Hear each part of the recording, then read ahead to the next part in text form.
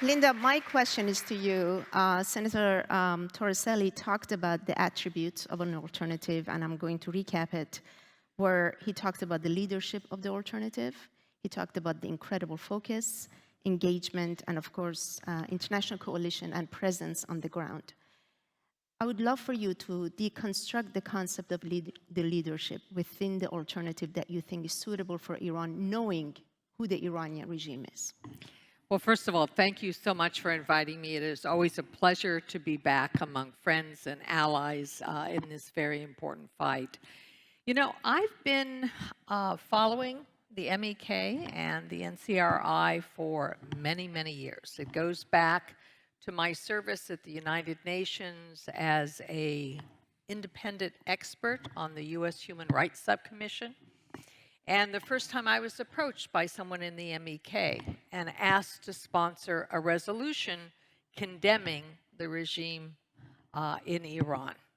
And I have to tell you, when the fellow who came up to me and handed me this packet first approached me, I was a little nervous. What was this MEK, the Mujahideen al-Kaq? Who were they? Were these people that I should be dealing with? And certainly the State Department was not anxious for me to deal with him at the time, but I was an independent expert. So I looked at the material. I looked at what they were talking about. I looked at the abuse they were describing in their material, what was going on in Iran at the time. And as an American, it wasn't all that many years after the hostage crisis, and so I had an automatic suspicion. Well, fast forward a number of years to, I think it was 2012, when I was first invited to come to an event in Paris for the NCRI. It was my first opportunity to meet the leader of this movement, Maryam Rajavi. And I have to tell you, my first reaction was how charismatic she was. Here was a woman who had firmly held beliefs, who believed in all of the things that I believe in.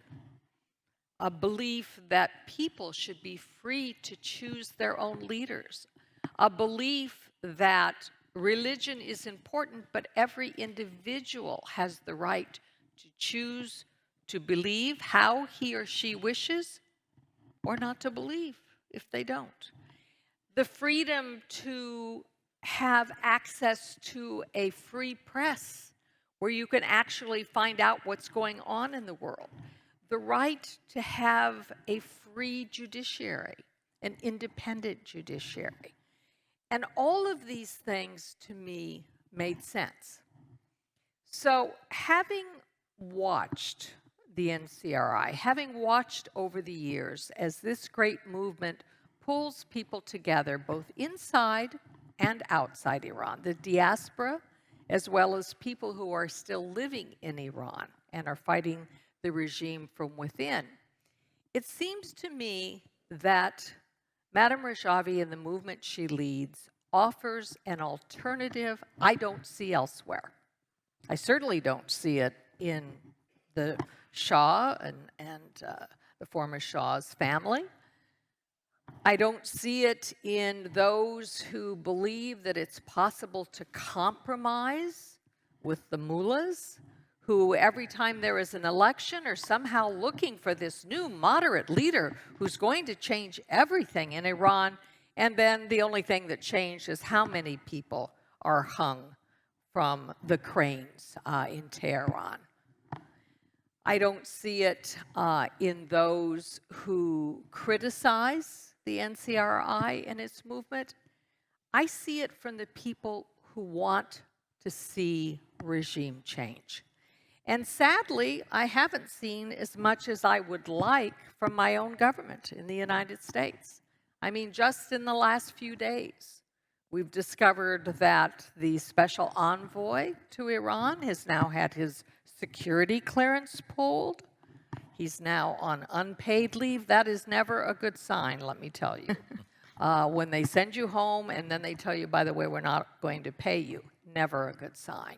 I don't see it in the kind of overtures that are being made to try to reinstate the JCPOA.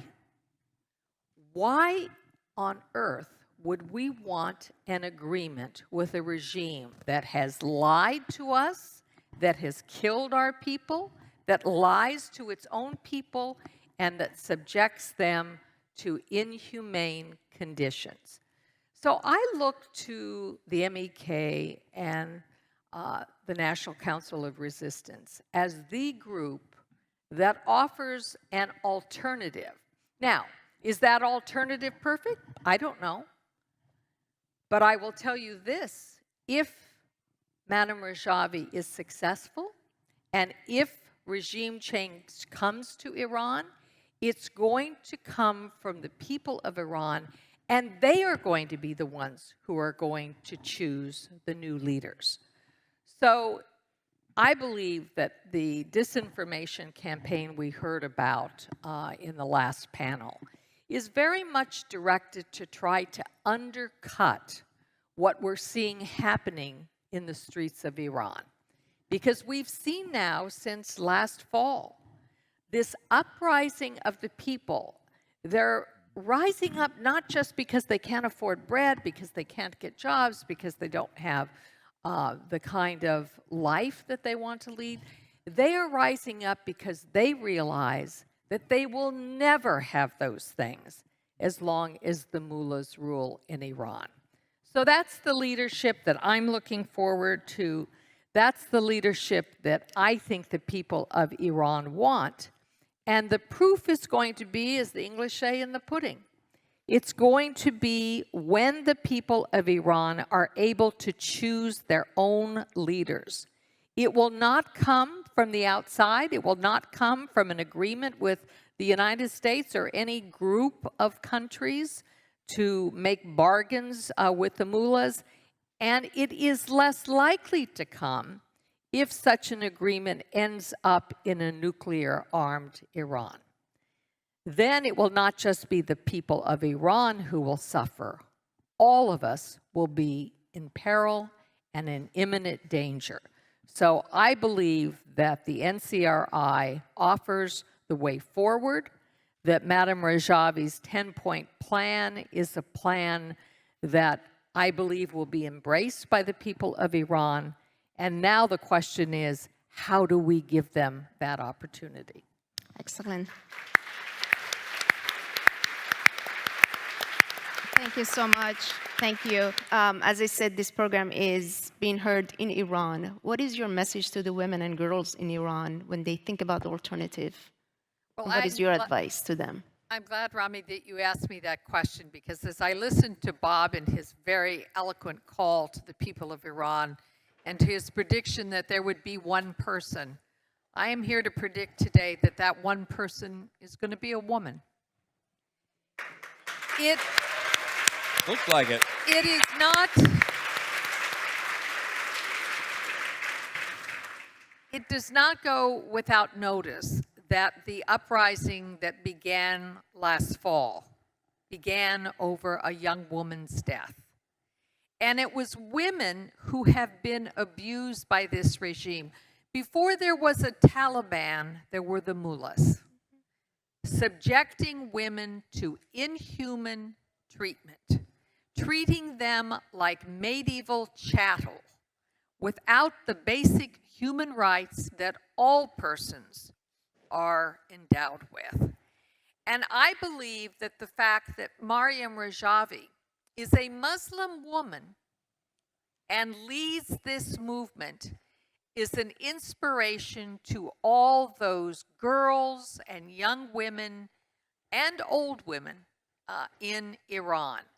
And that they are fed up. They are fed up with being treated not as citizens, but as second-class persons, of being denied the right to decide how they dress, how they believe, how they worship, what careers they can go into, how they can move about a city with or without being accompanied by men. This is the year 2023. It is not the year 1423. And we need to understand that the women of Iran are fed up. And they, I believe, Bob Torricelli, are going to be the ones who lead this revolution. Fantastic. Thank you, Linda.